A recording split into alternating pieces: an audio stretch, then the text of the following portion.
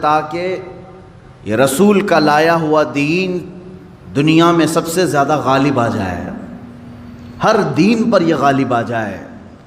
وَلَوْ كَرِهَ الْمُشْرِكُونَ، اگرچہ مشرک اس کو ناپسند کریں۔ مطلب یہ ہے رسول مختار صلی اللہ تعالیٰ علیہ وسلم جو دین متین لے کر دنیا میں تشریف لائے، یعنی دین اسلام، قرآن کا چیلنج ہے کہ یہ پوری دنیا میں غالب آ کر رہے گا، غالب آ کر رہے گا، اور قرآن کی کوئی بات جھوٹ ہو نہیں سکتی۔ اسلام غالب آئے گا پوری کائنات پر۔ سب سے بہتر، سب سے برتر جو دین کہلائے گا دنیا میں وہ اسلام ہوگا، کیونکہ یہی دین حق ہے جس کے متعلق قرآن پاک نے ارشاد فرمایا۔ اب یہ کب غالب آئے گا، کیسے غالب آئے گا؟ رسول پاک صلی اللہ تعالیٰ علیہ وسلم تشریف لائے تھے تو صرف مکہ والوں میں یہ دین کا پرچار کرنا مقصد نہیں تھا، بلکہ یہ دین عالمی ہے، آفاقی مذہب ہے، ہر کونے کونے تک پہنچانا یہ مقصد رہا ہے۔ اسی لیے رسول پاک صلی اللہ تعالیٰ علیہ وسلم نے مدینہ طیبہ ہجرت فرمانے کے بعد کچھ خاص صحابہ کو سفیر بنایا اور خط لکھے بادشاہوں کے نام، کسریٰ کے نام پر، شاہ مقوقس کے نام پر، روم کے بادشاہ کے نام پر یہ خطوط لکھے گئے، اور صحابہ لے کر پہنچے بھی، اور ان کے درباروں میں بادشاہوں کو ڈائریکٹ انہوں نے اسلام کی دعوت دی۔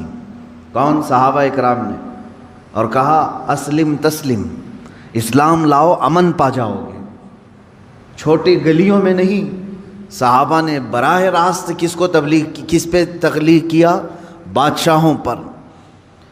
اور ان میں کچھ بادشاہ دائرہ اسلام میں آ بھی گئے، اور کچھ ظلم و زیادتی بھی کیے صحابہ کے ساتھ۔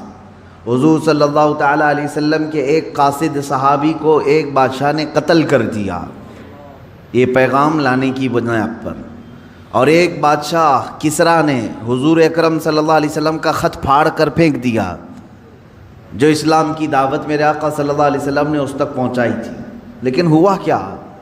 جب واپس خبر آئی مدینہ طیبہ، رسول اکرم صلی اللہ علیہ وسلم کو جب یہ خبر دی گئی تو میرے آقا نے فرمایا، دیکھنا عنقریب جس طرح اس نے میرے خط کو پھاڑا، اللہ اس کی سلطنت کو ٹکڑے کر دے گا۔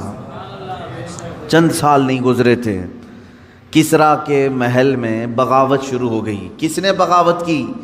خود اس کے گھر والوں نے، اس کے بیٹوں نے، یہاں تک کہ بادشاہ کو قتل کر دیا گیا، بادشاہ کو قتل کر دیا اس کے اپنوں نے۔ اور اس کی سلطنت، جو کسریٰ سپر پاور تھا اس وقت کا امریکہ تھا، اس کے اتنے ٹکڑے ہو گئے کہ 14 صدیاں گزر گئی، آج تک دوبارہ کوئی کسریٰ آیا نہیں۔ وہ سپر پاور کبھی دوبارہ دنیا میں آ نہیں سکا۔ عزیزان گرامی وقار، رسول پاک صلی اللہ تعالیٰ علیہ وسلم نے پورے دنیا میں اسلام کی تبلیغ کے لیے صحابہ کو بھیجا، حتیٰ کہ ہم ہندوستان میں ہیں، یہاں سے لے کر عرب شریف جو ہے مکہ یا مدینہ طیبہ 4000 کلومیٹر سے لمبا فاصلہ ہے۔ آج تو پلین اڑ کر کے گھنٹوں میں ادھر سے ادھر ہو جائے گی۔ اس وقت میرے آقا صلی اللہ تعالیٰ علیہ وسلم کی حیات طیبہ میں ہی سن 8 ہجری میں ہی چند صحابہ کی جماعت ہندوستان بھی آئی اور اسلام کی دعوت یہاں پر انہوں نے پیش کیا۔ یہ کیرلا کی سرزمین سے اسلام کی دعوت شروع ہوئی اور دیکھتے ہی دیکھتے پورے ہند میں بھی پھیلی۔ چند سالوں کے بعد محمد بن قاسم آئے، ان کے ذریعے سے اسلام کی دعوت اور پھیلی۔ ان کے بعد اور تابعین آئے، پھر سرکار غریب نواز تشریف لائے اور ان کے ذریعے سے اسلام کی تبلیغ میں کافی اشاعت ہوئی۔ میں یہ کہنا چاہتا ہوں کہ اللہ تبارک و تعالیٰ نے جو فرمایا لِيُظْهِرَهُ عَلَى الدِّينِ كُلِّهِ، یہ رسول کو جو دین دے کر بھیجا ہے اللہ اسی لیے بھیجا ہے کہ پوری دنیا کے دینوں پر یہ غالب آ جائے، سارے مذہب پر، سارے مذاہب پر اسلام غالب آئے گا، اگرچہ کافر اور مشرک اس کو ناپسند کریں گے۔ میرے عزیزو، وہ وقت اب تک نہیں آیا جو قرآن نے وعدہ کیا ہے کہ یہ دین غالب آ کر رہے گا، اب تک نہیں آیا۔ غالب کا مطلب یہ ہوگا کہ پوری دنیا میں صرف یہی چلے گا اور کچھ نہیں چلے گا. غالب کا معنی یہ میں یہاں مراد لے رہا ہوں. اس طرح سے 1400 سال میں کبھی نہیں ہو سکا. سیدنا ابو بکر صدیق رضی اللہ تعالیٰ عنہ کے زمانے میں خلافت کی وسعت ہوئی, یمن تک پہنچ گیا. حضرت عمر فاروق رضی اللہ تعالیٰ عنہ کے زمانے میں اور وسعت ہوئی. شام, ایران, عراق, مصر, یہ سب دائرہ اسلام میں آئے. حضرت عثمان غنی رضی اللہ تعالیٰ عنہ کے زمانے میں اسلام کی سرحدیں اور پھیلیں, یہاں تک کہ آذربائیجان تک پہنچ گئے. مولا علی کرم اللہ وجہہ الکریم کے زمانے میں اور وسعتیں ہوئی, ہند تک اسلام پھیل چکا تھا. اب اسی طرح بعد کے جو ملوک آئے, یعنی اموی جو خلافت تھی اس میں جتنے بادشاہ آئے انہوں نے بھی اسلام کی وسعتوں کو پھیلایا, لیکن پورے کے پوری دنیا پر اسلام کو غالب کرنے کے لیے کوئی بادشاہ نہیں آیا. تقریباً عباسی خلافت جو ہے 550 سال کے قریب چلی.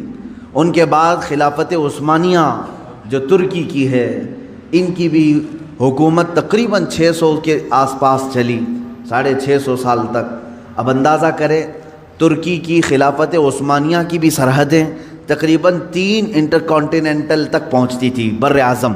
افریقہ بھی اس میں شامل تھا, ایشیا کے بہت سارے ممالک شامل تھے, یورپ کے بھی کئی ممالک اس میں شامل تھے ترکی کی خلافت عثمانیہ کے اندر میں. پھر بھی غالب جس کو کہتے ہیں وہ نہیں تھا, بہت سارے ممالک اسلام میں نہیں تھے. تو اب یہ 14 صدیوں کی تاریخ میں نے آپ کو اجمالاً بتا دی, خلافت راشدہ سے لے کر خلافت عثمانیہ تک, خلافت راشدہ سے لے کر خلافت عثمانیہ تک, یعنی تقریباً 632 عیسوی سے لے کر 1921 تک پورا کا پورا جو یہ یعنی مسافت ہے, اس میں سب بادشاہان اسلام, خلفائے اسلام آئے, لیکن دین غالب جس کو کہا گیا ہے قرآن میں وہ نہیں تھا. ہاں چند ملکوں میں ہے, آج بھی 57 کنٹریز میں اسلام ہے. تقریباً اسلام تو پوری دنیا میں ہے, لیکن 57 کنٹریز ایسی ہیں جو اپنے آپ کو اسلامی ملک کہتی ہیں, جہاں کے بادشاہ, جہاں کا نظام اکثر بیشتر اسلام سے ملتا جلتا ہے. اسلامی کنٹریز کے نام پر 57 ملک آج بھی ہیں, لیکن پھر بھی جو اللہ نے فرمایا پوری دنیا میں غالب آئے گا وہ نہیں ہوا. اب ہم رب تعالیٰ سے پوچھتے ہیں مولا وہ کب آئے گا جب پوری دنیا پر صرف دین اسلام غالب ہوگا اور رسول کا یہ دین غالب آ کر رہے گا. یہ بات طے ہے, جب اللہ نے فرمایا تو ہونا ہے. اس سے پہلے جو حالات آئیں گے وہ بھی میں بتاؤں گا آج کی اس گفتگو میں. رسول پاک صلی اللہ تعالیٰ علیہ وسلم سے ہی پوچھ لیتے ہیں کہ آقا آپ کا لایا ہوا یہ دین پوری دنیا کے چپے چپے میں کب پھیلے گا, کب ہر انسان دائرہ اسلام میں رہے گا. اللہ کے نبی صلی اللہ تعالیٰ علیہ وسلم ارشاد فرماتے ہیں قیامت کے قریب میری اولاد میں ایک میرا بیٹا پیدا ہوگا جس کا نام محمد ہوگا, حضور صلی اللہ علیہ وسلم کے نام پر ہوگا, اور دنیا اسے لقب سے یاد کرے گی مہدی کے نام سے. اور حضور اکرم صلی اللہ علیہ وسلم نے ارشاد فرمایا میری نسل میں, میری اولاد میں, حضرت فاطمہ کی اولاد میں جب وہ پیدا ہوں گے دنیا میں اور پھر ان کی خلافت قائم ہوگی تو فرمایا گیا کہ پوری دنیا میں صرف اور صرف اسلام غالب آ کر رہے گا. اب وہ زمانہ کب آئے گا؟ ہاں اللہ کا وعدہ برحق ہے. اللہ نے فرمایا یہ دین پوری دنیا پر غالب آ کر رہے گا, چاہے تم پسند کرو نہ پسند کرو. اب میری گفتگو کو بھی بہت سارے لوگ ناپسند کریں گے, وہ یہی کہیں گے ایک سمپردائک بھاشن ہے, یعنی ایک دوسرے کے بھید بھاؤ کی بات نہیں. میں کہوں گا اگر تم زندہ رہو گے تو دیکھو گے انشاءاللہ العزیز تم بھی اس چیز کو ایکسیپٹ کرو گے جو تمہاری روح کو سکون پہنچانے والی چیز ہے, تمہارے قلب میں اطمینان ڈالنے والی چیز ہے. اسلام کا مطلب یہ ہے پیس, کہ تمہارے دلوں میں اور روح میں وہ سکون پیدا کرتا ہے. عزیزان گرامی وقار, اب رسول پاک صلی اللہ تعالیٰ علیہ وسلم کے فرمان کا مقصد میں آپ کو سمجھاؤں۔ حضور نے فرما دیا قیامت کے قریب میری اولاد میں میرا ایک بیٹا پیدا ہوگا جس کا نام میرے نام سے مشابہ ہوگا، یعنی محمد، اور اسے پورا زمانہ امام مہدی کے نام سے یاد کرے گا، اور وہ پوری دنیا میں، کائنات میں اسلام کو غالب لا کر رہیں گے۔ اسی زمانے میں عیسیٰ علیہ السلام کا نزول بھی ہوگا۔ حضرت عیسیٰ علیہ السلام آسمانوں پر آج بھی باحیات ہیں، یہ ہمارا عقیدہ ہے سارے مسلمانوں کا۔ امام مہدی کے زمانے میں عیسیٰ علیہ السلام اتریں گے۔ یہ کون سا علاقہ ہوگا، اس کے متعلق حدیثیں ہیں۔ حضرت امام مہدی کا جو ظہور ہے یہ کب پیدا ہوں گے یہ نہیں معلوم، ظاہر ہوں گے، یہ پیدا ہو چکے ہوں گے، آج بھی ہو سکتا ہے، ممکن ہے، پاسبل ہے۔ جب ان کی عمر پاک 30-40 سال کے آس پاس ہوگی، اور یہ مکہ مکرمہ میں خانہ کعبہ کے طواف کے دوران ایک لشکر آئے گا جو خانہ کعبہ کو ڈھانے کی کوشش کرے گا، حملہ کرے گا، اور حضرت امام مہدی دعا کریں گے۔ آپ کی دعا کی بدولت اللہ تعالیٰ اس آئے ہوئے لشکر کو زمین میں دھنسا دے گا۔ لوگ اسی دن پہچان لیں گے اور ان کے ہاتھ پر خانہ کعبہ کے سامنے بیعت کریں گے۔ اب یہاں سے امام مہدی کا ظہور ہوگا، لیکن اتنا آسان نہیں ہے کہ سب مہدی مہدی کرتے ہوئے ان کے پیچھے چل پڑیں گے، بلکہ ان کے جانی دشمن بن جائیں گے وہاں کچھ لوگ جو ان کو قتل کرنے کی یا ہلاک کرنے کی کوشش کریں گے۔ امام مہدی اپنے متبعین کو لے کر ملک شام کی طرف چلے جائیں گے۔ اب ملک شام وہ ہے جس زمین کو میرے آقا صلی اللہ تعالیٰ علیہ وسلم نے ارشاد فرمایا یہ حشر کی زمین ہے، یہ حشر کی زمین ہے، سارے لوگ ہانکتے ہوئے ادھر ہی لے جائے جائیں گے۔ آج شام سے سب بھاگ رہے ہیں، بمباری ہو رہی ہے، لیکن میرے آقا نے فرمایا ایک زمانہ ایسا آئے گا کہ سب ہجرت کر کے ملک شام کی طرف جا رہے ہوں گے، سب جمع ہو رہے ہوں گے، ملک شام جمع ہو رہے ہوں گے، اور وہاں امام مہدی پہنچیں گے، اور وہاں آپ کی خلافت قائم ہوگی، اور عدل و انصاف اس قدر ہوگا کہ پھر وہ زمانہ آئے گا کہ شیر اور بکری ایک ساتھ چر رہے ہوں گے، کوئی ایک دوسرے پر حملہ نہیں کرے گا، اتنا امن قائم ہوگا۔ یہ رسول پاک صلی اللہ علیہ وسلم کی احادیث میں ہے۔ اب امام مہدی کی امامت کے دوران وہ فجر کا وقت ہوگا جب حضرت عیسیٰ علیہ السلام آسمان سے اتریں گے، اور جماعت کھڑی ہونے والی ہوگی، قائم ہونے والی ہوگی۔ حضرت عیسیٰ علیہ السلام ایسے اتریں گے جیسے ان کے جسم پر نہائے ہوئے قطرے ٹپک رہے ہوں۔ آپ کو حضرت امام مہدی پہچانیں گے اور آپ کو لا کر کے مصلی کی طرف بڑھائیں گے۔ نبی اللہ ہیں، روح اللہ ہیں، عیسیٰ ابن مریم سلام اللہ علیہ، قرآن پاک میں جن کے تذکرے ہیں، وہ اللہ تبارک و تعالیٰ کی نشانیوں میں سے ایک نشانی ہے، وہ عیسیٰ آئیں گے۔ اب وہ نبی جب امام مہدی ان کو آگے بڑھائیں گے، حضرت عیسیٰ علیہ السلام امامت کے لیے آگے نہیں بڑھیں گے، اور کیا فرمائیں گے؟ ارشاد فرمائیں گے کہ یہ مصلی امامت امت محمدیہ کا حق ہے، آپ امت مصطفیٰ ہیں، آپ امامت کریں، ہم مقتدی بنتے ہیں۔ اللہ اکبر، رسول پاک صلی اللہ علیہ وسلم کے مقتدی بنے سارے انبیاء، یہ تو معلوم ہے، لیکن رسول کی ایک امتی کے مقتدی بھی عیسیٰ علیہ السلام بن رہے ہیں۔ میرے عزیزو، یہاں نبوت کا درجہ گھٹانا مقصد نہیں ہے، بلکہ یہاں امت مصطفیٰ کی فضیلت بتانا ہے۔ امام مہدی کی امامت ہوگی، اس کے بعد پھر جو دنیا میں حالات ہوں گے وہ کیا ہوں گے؟ دجال آ چکا ہوگا، اور دجال اپنے فتنے پھیلا رہا ہوگا، اور اب دجال کو کون مارے گا، کون ختم کرے گا؟ سارے لوگ پریشان ہو چکے ہوں گے، قتل عام کر رہا ہوگا لوگوں کو، ایمان والوں کا، جو اسے خدا کہے اسے چھوڑ دے، اور جو اسے خدا نہ مانے اسے دونوں پیر پکڑ کر چیر دے، یا گرم کھولتے ہوئے تیل میں ڈال دے، ظلم و ستم کی حد کر دے گا۔ کچھ لوگ ڈر کر کے کفر کر دیں گے، شرک میں مبتلا ہو جائیں گے، اور کچھ ایمان پر قائم رہیں گے، لیکن یہ زمانہ زیادہ دن تک نہیں چلے گا۔ حضرت عیسیٰ علیہ الصلاۃ والتسلیم کے نزول کے بعد عیسیٰ علیہ السلام کی جہاں تک خوشبو جائے گی، یا ہوا انہیں مس کر کے نکل رہی ہوگی تو وہ ہوا دجال کو جیسے لگے گی وہ پگھلتا جائے گا، جیسے موم آگ کی گرمی سے پگھلتا ہے، دجال عیسیٰ علیہ الصلاۃ والتسلیم کی دوری کی ہوا سے ہی پگھل رہا ہوگا۔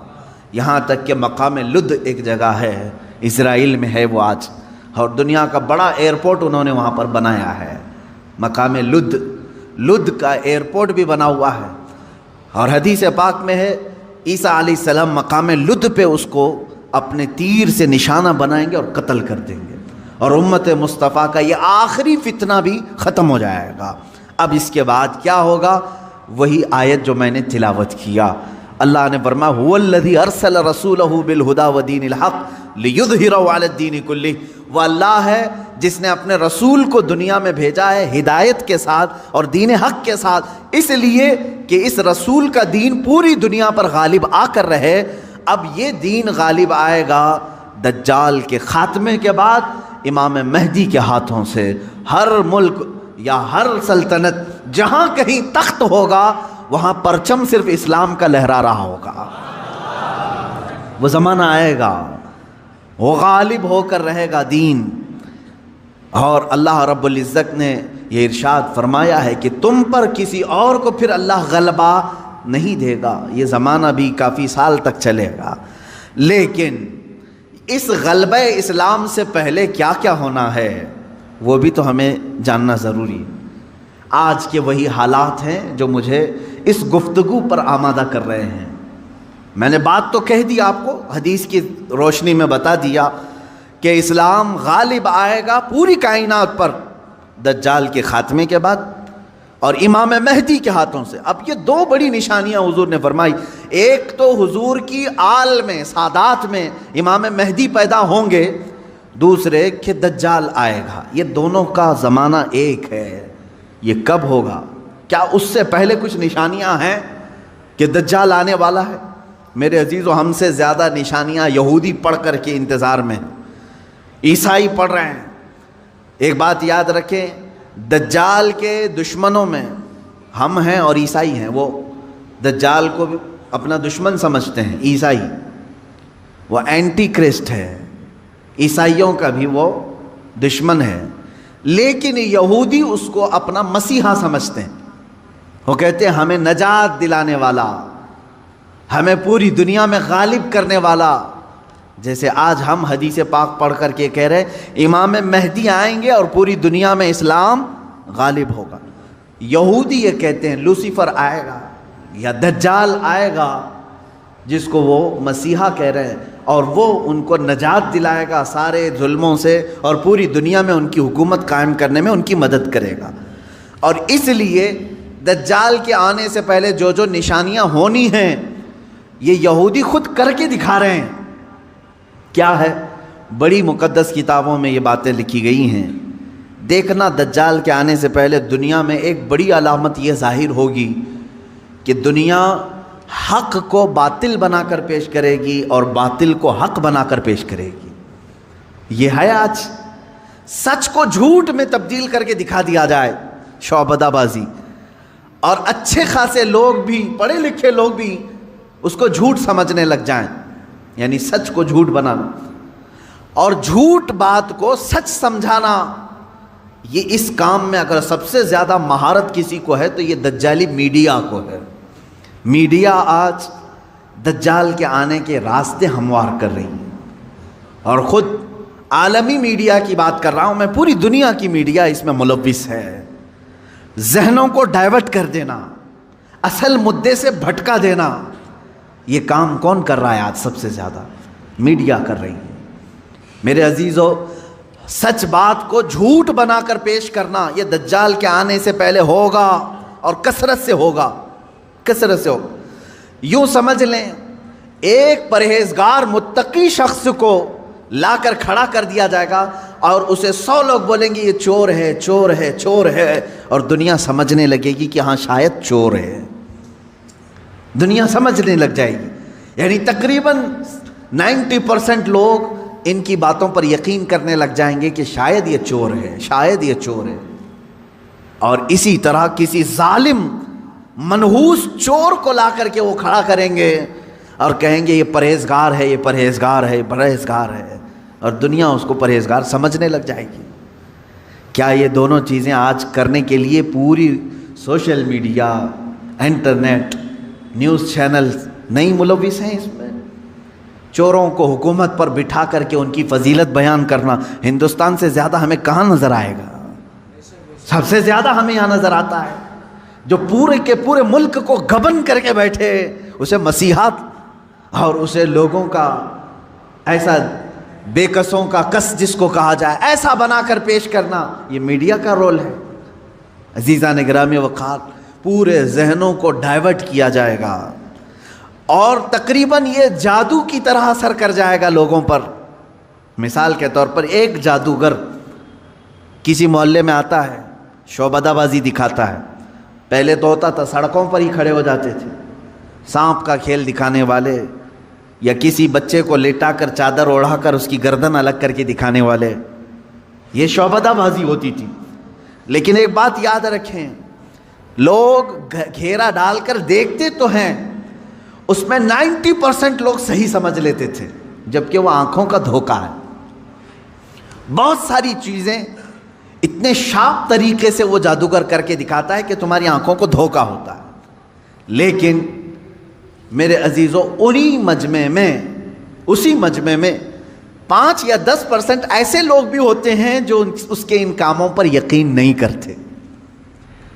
ہے ہر زمانے میں جہاں پر بھی جو جادو دکھا رہا ہے اس کے مجمع میں پورے 100% لوگ یقین کرنے والے نہیں ہوتے، چند لوگوں کے دلوں میں شک ہوتا ہے کچھ تو اس نے گڑبڑ کیا ہے۔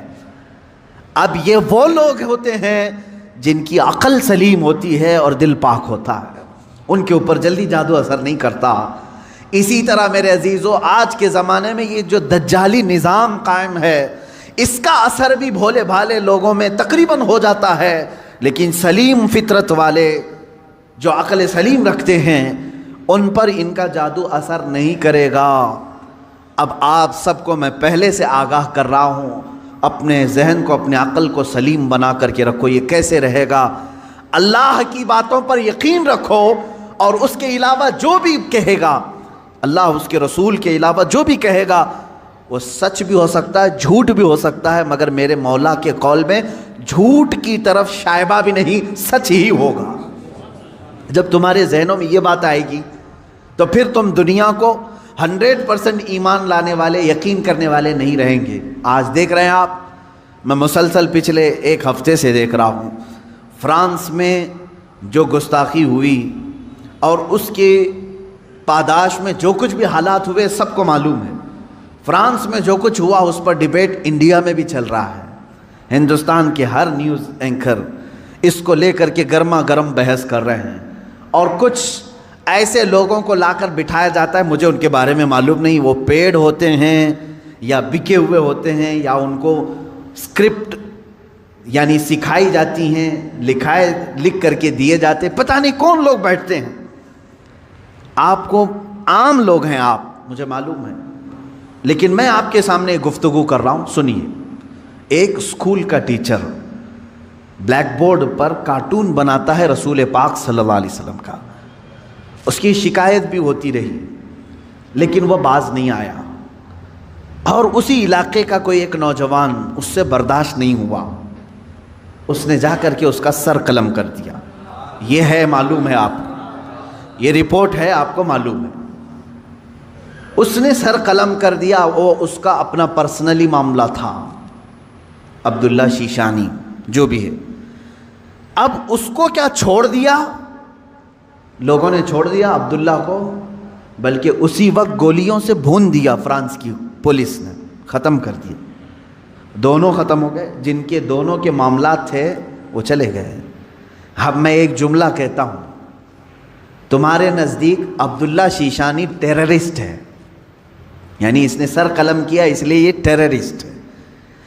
ہمارے نزدیک رسول کا خاکہ بنانے والا سب سے بڑا ٹیررسٹ، ظاہر سی بات ہے۔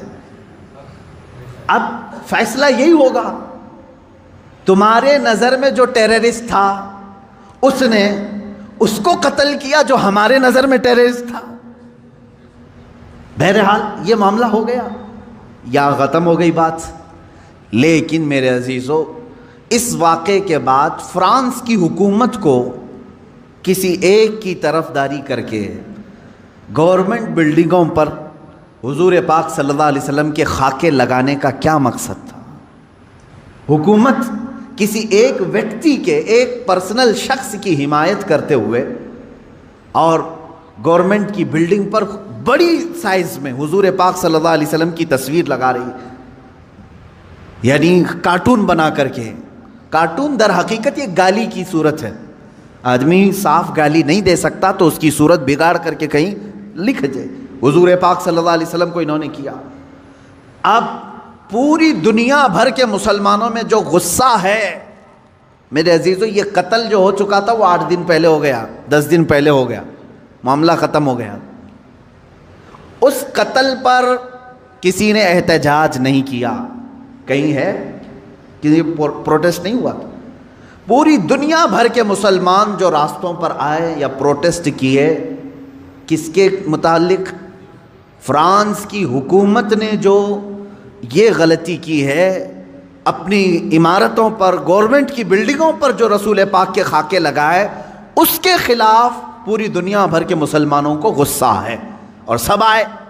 یہ بات صاف صاف میں بتا رہا ہوں آپ کو، سنیے. آپ کا میرا غصہ بھی کس پر ہے؟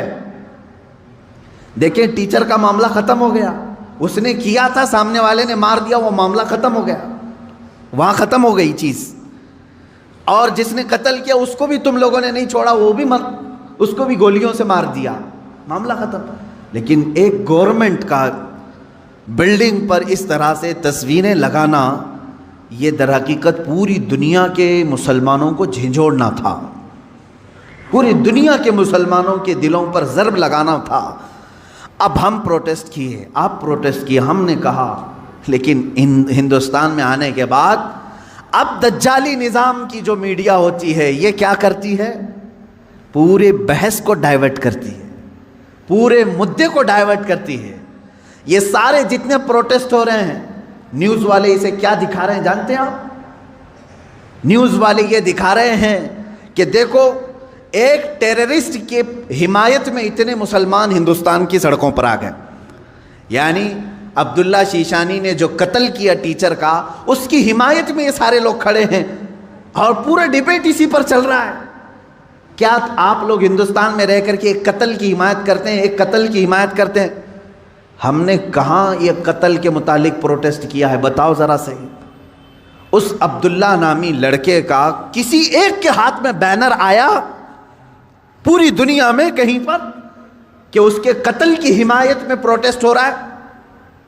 میرے عزیزو، پورے مدے کو ڈائیورٹ کرنا یہ میڈیا کا کام ہے، جبکہ انہیں معلوم ہے کہ پوری دنیا کے مسلمان جو پروٹیسٹ کر رہے ہیں وہ قتل کے متعلق نہیں، بلکہ وہ فرانس کی گورنمنٹ کی حرکتوں پر پروٹیسٹ کر رہے ہیں. اب اس کی ایک مثال میں آپ کو بتا دوں. یہ میڈیا اینکرز یہ کہتے ہیں کہ فرانس کا وہ اندرونی معاملہ ہے، وہ اندرونی معاملہ ہے، وہ چاہیں ان کو فریڈم آف ایکسپریشن ہے، وہ سیکولر ہیں، وہ چاہیں تو کسی ایک ویکتی کی حمایت کریں اور بلڈنگ کی پوری تصویر لگا دیں رسول پاک صلی اللہ تعالیٰ علیہ وسلم کی تصویر سے. میرے عزیزو، اگر یہ فرانس کا اندرونی معاملہ ہے تو انڈیا میں ڈیبیٹ کیوں ہو رہا ہے؟ آپ کے نیوز روم میں یہ بحث کیوں ہو رہی ہے؟ آپ یہ سمجھیں اس زمانے کا سب سے بڑا خطرناک جال یہ میڈیا ہے، نیوز کا جو. اب ظاہر سی بات ہے یہ ہماری بھی کلپس اٹھا کر کے چلائیں گے اور پھر ہمیں بھی بتائیں بھڑکاؤ مولانا ہے، سامپردائک پھیلانے والے ہیں، ہماری گفتگو کو کاٹ کر کے پیش کریں گے، ان کا کام ہی وہ ہے. لیکن میں آپ کو بتاؤں کہ پورے ہندوستانی مسلمانوں کے دماغ کو ڈائیورٹ کر رہے ہیں کہ تم لوگ جو پروٹیسٹ کر رہے ہو ایک قتل کی حمایت میں کیسے پروٹیسٹ کر رہے ہو. ان سے کوئی بھی ڈیبیٹ میں بیٹھنے والا یہ نہیں کہہ رہا ہے، بلکہ وہاں ثابت کرنے کی کوشش کر رہے ہیں قتل ایسا ہو سکتا ہے، ویسا ہو سکتا ہے. میرے عزیز، یہاں کہنا تو یہ چاہیے تھا قتل ہوا اور اس کے مقابل میں جس نے قتل کیا اس کا بھی قتل ہو گیا. ہم اس مدے پر بات نہیں کر رہے ہیں، ہم تو گورنمنٹ کے خلاف بات کر رہے ہیں جو فرانس کی حکومت نے اپنی عمارتوں پر میرے آقا کی تصویر کشی کی ہے، ہم اس کے خلاف کھڑے ہیں. اب مجھے ایک بات بتائیں، کیا کسی ایک شخص کے کچھ ایسا قتل کرنے کی بنیاد پر پوری دنیا بھر کے 180 کروڑ مسلمانوں کے نبی کی توہین کرنا جائز ہو سکتا ہے؟ جائز ہو سکتا ہے؟ مجھے یہ بتاؤ کہ اگر کسی ایک ہندو نے ٹیرر اٹیک کیا کسی پر، تو کیا کروڑوں ہندوؤں کے بھگوان کی تصویر لگا کر کے اس کی مذمت کی جا سکتی ہے؟ ہم اس کے قائل نہیں۔ ایک ہندو نے اگر ٹیرر اٹیک کیا کسی پر تو کروڑوں ہندوؤں کے رام کرشن کی تصویر کشی کرنا، اس کی اجازت نہیں دیتے ہم۔ سارے مذہب کے جو دیوی دیوتا ہیں ہم ان کو کرٹیسائز کہاں کر رہے ہیں؟ عزیزان گرامی وقار، یہ اسلام ہے جو انصاف سکھاتا ہے۔ اگر کسی ایک کے ساتھ کچھ معاملہ ہوا ہے تو اس کے پورے گھر کو لے کر کے نہ گرفتار کرو، اس کے پورے دین پر انگلی نہ اٹھاؤ۔ آج یہی دنیا میں ہو رہا ہے، اور پوری دنیا میں مجھے تو یہ سمجھ میں نہیں آتا ان پر کیس کیوں نہیں ہوتا، یہ میڈیا اینکرز پر۔ یہ سیدھے یہ جملہ بار بار کہتے ہیں اسلامک آتنکواد نے حملہ کیا، اسلامک آتنکواد نے حملہ کیا۔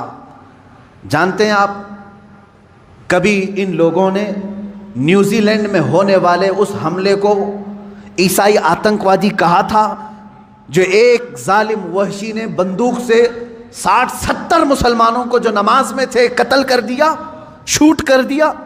کیا آپ کو نہیں معلوم اس وقت یہ میڈیا والوں نے کیا عیسائی آتنکواد کہا تھا، کرسچن ٹیررزم کہا تھا؟ کیا ہندوؤں میں سے کوئی ایسا اٹیک نہیں کیا آج تک؟ میرے عزیزو، یہاں ہندوستان میں تو تاریخ بھری پڑی ہوئی ہے۔ عبداللہ شیشانی جو تھا اس کو برداشت نہیں ہوا، اس نے سامنے والے پر حملہ کر دیا۔ کس لیے؟ اس لیے کہ اس کے نبی کی توہین تم سامنے کر رہے تھے۔ نبی تو بہت دور کی بات ہے میرے سے۔ یہاں حالات انسان کے ایسے ہیں، ہمارے ماں باپ پر بھی اگر کوئی گالی گلوچ کرتا ہے تو ہم خاموش کہاں بیٹھتے ہیں؟ کوئی خاموش بیٹھتا ہے؟ اٹھاتا ہے، مارتا ہے۔ تو انسان کی یہ فطرت ہے۔ لیکن اس سے بڑی آتنکوادی میں یہاں تمہیں بتاؤں جو موب لنچنگ کی شکل میں چل رہی ہے، اس کو کوئی آتنکوادی نہیں کہتا۔ ایک تبریز کو پکڑ کر کے سارے یہ سنگھی جو اصل بھنگی ہیں سب مارتے ہیں اور قتل کر ڈالتے ہیں۔ ان کو کوئی میڈیا کا نیوز اینکر ٹیرر اٹیک نہیں کہتا۔ مر گیا بیچارہ، بیوہ ہے اس کی آج۔ کس بنیاد پر مارا تھا اس کو؟ کس بنیاد پر؟ کیا اس تبریز نے کبھی ہندوؤں کے دیوی دیوتاؤں کی تصویر کشی کی تھی یا کسی دین کی مذمت کی تھی؟ نہیں، فقط تم چند لوگوں نے مل کر کے اس کو مسلمان سمجھ کر کے قتل کر دیا، مار ڈالا۔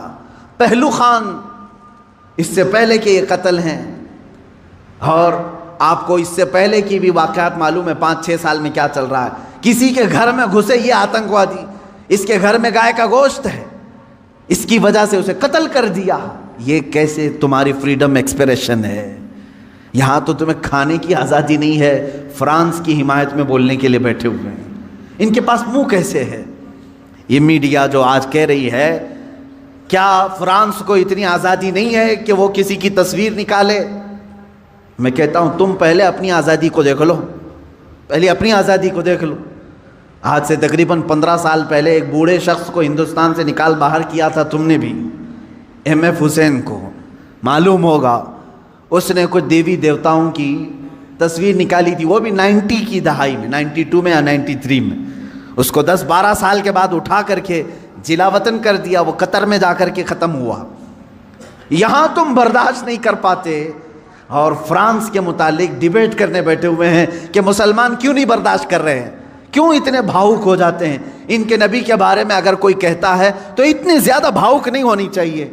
میرے عزیز، تمہیں معلوم نہیں تم اپنے دیوی دیوتاؤں سے کیسی محبت کرتے ہو، یہ ہمیں معلوم نہیں، لیکن ہم اپنے نبی سے اپنی جان سے زیادہ محبت کرتے ہیں۔ تم قتل کر لو، تم ٹکڑے کر لو، ہمارے بہت سارے ٹکڑے ہو چکے ہیں، آج ہم ان کے متعلق کھڑے بھی نہیں ہو پا رہے ہیں۔ شام جل گیا ہے، یمن برباد ہو گیا ہے، عراق تباہ ہو گیا ہے۔ کون ہے دنیا میں جو پروٹیسٹ کرتے ہوئے آگے آ رہا ہے؟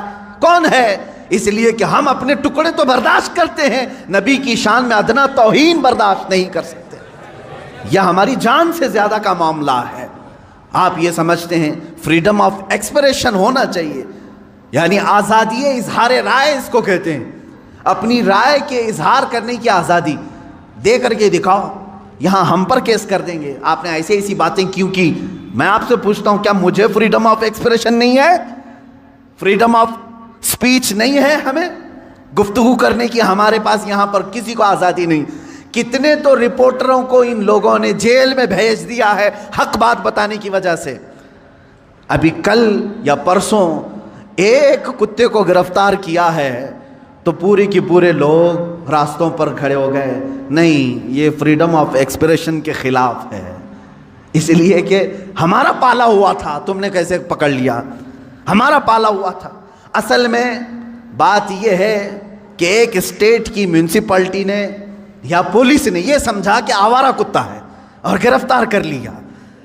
ہوا ایسی ہی، ادھر ادھر پھرنے والے کتوں کو میونسپلٹی گرفتار کرتی ہے، لیکن شاید میونسپلٹی کو معلوم نہیں تھا اس کے گلے میں پٹا تھا کسی کا، وہ پالا ہوا تھا، اس کی وجہ سے اب مالک راستے پر آ گئے کہ ہمارا کتا گرفتار ہو گیا ہے۔ لیکن میرے عزیزو، یہ ڈبل رول آپ کو معلوم نہیں۔ آپ ایک دوسرے اسٹیٹ میں جائیں، تحقیق کریں، آپ کو معلوم ہوگا صرف 4 سال کے اندر 10 یا 12 ایسے نیوز اینکر ہیں جنہوں نے صحیح بات بتائی تو ان پر کیس ٹھوک دیا اور انہیں اندر بھیج دیا ہے۔ وہاں کہاں ہے فریڈم آف ایکسپریشن؟ یہ جو دنیا میں چل رہا ہے اس جال کو سمجھو، یہ دجال کے آنے سے پہلے کا جال ہے۔ آپ سے صرف اور صرف میں ایک ہی گزارش کروں گا، اور میری بات سننے والوں سے میری اپیل ہے، ایک اپیل ہے کہ آج اللہ رب العزت نے تمہیں عقل سلیم عطا کیا ہے، جو کچھ یہ جادو دکھا رہے ہیں اس پر 1% بھی یقین مت کرنا، یقین مت کرنا۔ اس جال سے اپنے آپ کو باہر کر لو۔ جو ٹی آر پی کے چکر میں پورے گھوٹالے کر رہے ہیں ان سے تم باز آ جاؤ، نکل جاؤ۔ دنیا کی خبریں دیکھنے کے لیے آپ کو صرف اور صرف ان کی بکواس دیکھنا ضروری نہیں ہے۔ اب دنیا گلوبل ولیج کی شکل اختیار کر چکی ہے، ادھر نظر ہٹاؤ ادھر نظر ہٹاؤ سب تمہیں دکھ جائے گا، لیکن ان دجالی نظام کے پیروکاروں کے پیچھے نہ جائیں، یہ میری آج کی یہی گزارش ہے، ورنہ جادو تم پر بھی اثر کرے گا اور تم بھی وہی بولی بولو گے، تم بھی وہی بولی بولو گے۔ 4-5 سال کے اندر ان لوگوں نے ایسا ہی فیلڈ بھی بنائی، جو پہلے کٹر دشمن تھے وہ آج کٹر حامی بن گئے، ان کے جے جے کار کرنے لگے، یہ بھی آپ نے دیکھا ہوگا۔ تو میڈیا کا اثر دماغوں پر آنے نہ پائے، اس بات کی میں اپیل کروں گا، اس لیے کہ دجال کے آنے سے پہلے جو علامات بتائی گئی اس میں سب سے بڑی علامت یہ ہے حق کو باطل بنا کے پیش کیا جائے گا اور باطل کو حق بنا کر پیش کیا جائے گا۔ جیسے فلسطین کو بھی دیکھ لیں، فلسطین ایک چھوٹا سا ملک، یہ فرسٹ ورلڈ وار میں مسلمانوں کی آبادی پوری 4000 یہودیوں کو رہنے کے لیے شرن دیا گیا، شرن کہتے ہیں نا، پناہ دی گئی 4000 یہودیوں۔ اب یہ ان کی ہجرت شروع ہوئی 4000 سے، فلسطین جانے لگے لاکھوں کی تعداد میں پہنچ گئے۔ 1948 کے زمانے میں 1947 جو ہماری آزادی کا سال ہے، اسی کے دوسرے سال اسرائیل میں وہ جو 4000 آئے تھے اب لاکھوں کی تعداد میں جمع ہوئے، انہوں نے اعلان کر دیا کہ یہ فلسطین نہیں ہے، یہ اسرائیل ہے، یہ ہمارا ملک ہے، ہمارے باپ داداؤں کا ملک ہے، پہلے سے ہم یہیں آباد تھے۔ اب وہ دنیا کو منانے لگے، اپنی ایمبیسیاں ہر ملک میں کھولنے لگے۔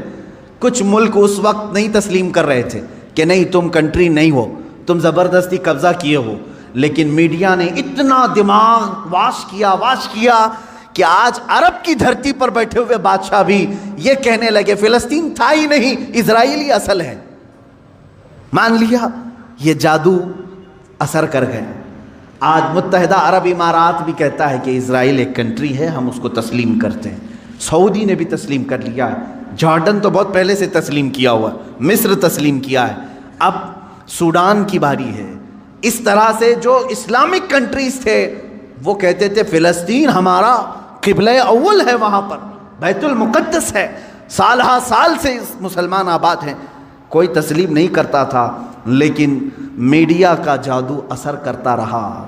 انہوں نے ایسی فیلڈ بنائی کہ اب ہر کوئی ان کے انڈر میں آتا رہا۔ یہ دجال کے آنے سے پہلے یہ فیلڈ ہموار کی جائے گی۔ اب مسلمانوں، آپ اپنے ذہن کی خبر لو، اپنے دماغ کی خبر لو، کیا ان کی بنائی ہوئی فیلڈ پر تم بھی اپنا دین بیچ کر کے ان کی جے جے کار کرو گے، یا پھر رسول پاک کے لائے ہوئے دین پر برقرار رہو گے؟ اپنے ذہن کی خبر تم خود لے لینا۔ دنیا جو دکھا رہی ہے میں اس کو ایکسیپٹ کر لوں گا۔ جیسے مار مار کر کے کسی کو چور کہلوایا جائے، پولیس کا کام ہوتا ہے، وہ ظلم برداشت نہیں کرتا، آخر میں کہتا ہاں میں نے چوری کر لیا، لے جا کر کے کورٹ میں پیش کر دیا، دیکھو ہم نے اس کو اقرار کرا دیا اس نے چوری کیا، تم نے اس پر اتنی لاٹیاں ماری، اتنا کچھ کیا، مجبور ہو کر کہ اس نے کیا۔ یہی کام پوری دنیا میں کیا جائے گا، جگہ جگہ پکڑ کر کے مارنا، تمہاری داڑیاں کھینچنا، تمہاری ٹوپیاں اتارنا، تمہیں قتل عام کرنا، کسی ملک سے دربدر کرنا۔ مسلمان ڈر جائے، سہم جائے۔ اور یہ جو بولی بول رہے ہیں کہ تم آتنکواد ہو، آتنکواد ہو، تم ان کے ظلم کو برداشت نہ کر پا کر کے یہ کہنے لگ جاؤ گے کہ ہاں صحیح میں یہ مسلمان آتنکواد ہیں۔ یہاں تک وہ تمہیں لانا چاہتے ہیں، یہاں تک لانا چاہتے ہیں۔ میرے عزیزو، یاد رکھنا یہ جو ظلم کیے جا رہے ہیں آج پوری دنیا میں، اس سے خطرناک ظلم دجال کے زمانے میں آئے گا۔ حضور پاک صلی اللہ تعالیٰ علیہ وسلم نے فرمایا، آدم علیہ السلام کی پیدائش سے لے کر قیامت تک جتنے فتنے آئے، ان میں اگر سب سے بڑا کوئی فتنہ ہے تو وہ دجال کا ظہور ہے۔ میری امت اس میں بھی مبتلا ہوگی، لیکن ڈرو مت، گھبراؤ مت۔ دجال کے آنے کے بعد ہم بچیں گے کیسے؟ ایک بات یاد رکھنا، جس کے ساتھ اللہ ہے، رب ذوالجلال کا یقین اس کے دل میں ہے، وہ دجال کیا 100 دجالوں سے بھی بچ جائے گا۔ اور جو دجال کے فتنوں سے بچ گیا، میرے آقا صلی اللہ علیہ وسلم نے بشارت دی، وہ بغیر حساب کتاب کے جنت میں جائے۔ سارے فتنے تو دنیا میں اس نے جھیل لی، ساری مصیبتیں جھیل لیا ہے، اللہ رب العزت اسے انعام عطا کرے گا، آپ جنت کے حقدار ہوں گے۔ اس لیے اپنے ذہن کو، اپنی طبیعت کو ہمیشہ سنبھال کر کے رکھو۔ میرا دماغ اور میرا ذہن بکنے والا نہیں، اور چاہے یہ ظلم کے پہاڑ ہم پر توڑ دیں، آج ہو رہا ہے، کل ان کی باری تھی، آج ہماری باری ہے، یہ ہو سکتا ہے۔